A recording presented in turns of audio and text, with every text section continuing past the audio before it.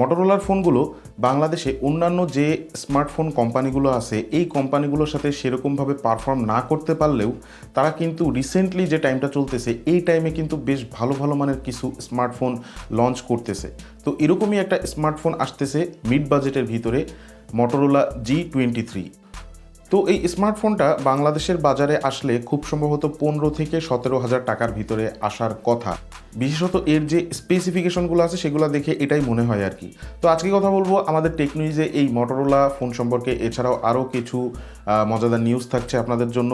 আমাদের এই টেক নিউজে আপনাদেরকে স্বাগতম। যারা এখনও পর্যন্ত চ্যানেলটিকে সাবস্ক্রাইব করেননি এখনই সাবস্ক্রাইব করে ফেলুন এবং সেই সাথে প্রতিদিন টেক নিউজ দেখার জন্য বেল আইকনে প্রেস করে রাখুন এবং আমাদের সাথেই থাকুন। তো চলেন শুরু করি। মটোরোলা G23 এই ফোনটা খুব রিসেন্টলি লঞ্চ হবে, এখনও পর্যন্ত ওয়ার্ল্ড ওয়াইড লঞ্চ হয় নাই। তো বাংলাদেশের বাজারে লঞ্চ হইলে খুব সম্ভবত একটু দেরিতেই আর কি লঞ্চ হবে। কিন্তু এই ফোনে যে স্পেসিফিকেশনগুলো এই স্পেসিফিকেশনগুলো মোটামুটি বেশ ইন্টারেস্টিং। প্রথমত কথা বলতে গেলে বলতে হয় যে এই স্মার্টফোনটি খুব সম্ভবত 15,000 টাকার ভিতরে আসবে, যেটা আমি আগে বললাম। এই কারণে বললাম কারণ হচ্ছে স্মার্টফোনটিতে 6.5 ইঞ্চির একটা HD+ ডিসপ্লে ব্যবহার করা হবে এবং এই HD+ যে ডিসপ্লেটা এই ডিসপ্লেটা কিন্তু সাধারণত মিড রেঞ্জ যে বাজেটটা, সাধারণত 10 থেকে 15,000 টাকার ভিতরে যে বাজেটটা, এই বাজেটের ভিতরেই এই ধরনের ডিসপ্লেগুলো আসে, মানে ফোনে এই ধরনের ডিসপ্লে আসে। তো এই ডিসপ্লের সাথে যেহেতু আসতেছে এবং এখানে 30 ওয়াটের ফাস্ট চার্জিং দিচ্ছে তারা, আর হচ্ছে এখানে যে পিছনে ফোনটার পিছনে 3টা ক্যামেরা ব্যবহার করা হবে। একটা হচ্ছে 50 মেগাপিক্সেলের ক্যামেরা যেটা হচ্ছে প্রাইমারি ক্যামেরা, আর 2 মেগাপিক্সেলের একটা ডেপথ সেন্সর থাকবে এবং আর একটা অন্য কোনো সেন্সর থাকতে পারে। আর সামনের দিকে এখানে 5 মেগাপিক্সেলের ক্যামেরা ব্যবহার করা হবে, মানে ফ্রন্ট সেলফি মানে তোলার জন্য। তো এই টোটাল যে কম্বিনেশন, এই কম্বিনেশনটা দেখে বোঝা যায় যে এটাই এই ফোনটা বাংলাদেশে খুব সম্ভবত লঞ্চ করলে তারা 15,000 টাকার ভিতরেই লঞ্চ করবে। সুতরাং যারা 15,000 টাকার ভিতরে একটা ভালো স্মার্টফোন কিনতে চাচ্ছেন তাদের জন্য এইটা ভালো চয়েস হতে পারে। যারা কিনতে চাচ্ছেন একটু সবুর করেন। আর মটোরোলার কোম্পানিটা বেশ মানে ফোনগুলো ওরকম হাইপ ক্রিয়েট না করতে পারলেও তাদের প্রোডাক্ট কিন্তু একেবারে খারাপ হয় না। তো মটোরোলার এই ফোনটা আপনারা আপনাদের চয়েস লিস্টের ভিতরে রাখতে পারেন। ইনফিনিক্সের নোট 12-এর পরে ইনফিনিক্সের আরেকটা নতুন স্মার্টফোন মার্কেটে আসতেছে এই জানুয়ারি মাসের 25 তারিখে এটার মানে অ্যানাউন্সমেন্ট হবে। তো এই ফোনটা মানে যে বিশেষত্ব সেটা হচ্ছে যে এই ফোনটিতে সুপার অ্যামোলেড ডিসপ্লে থাকবে এবং ইনফিনিক্সের যে ফোনগুলো এগুলো কিন্তু মোটামুটি বেশ বাজেট সেগমেন্টের ভিতরেই আসে, এটা কিন্তু আপনারা জানেন।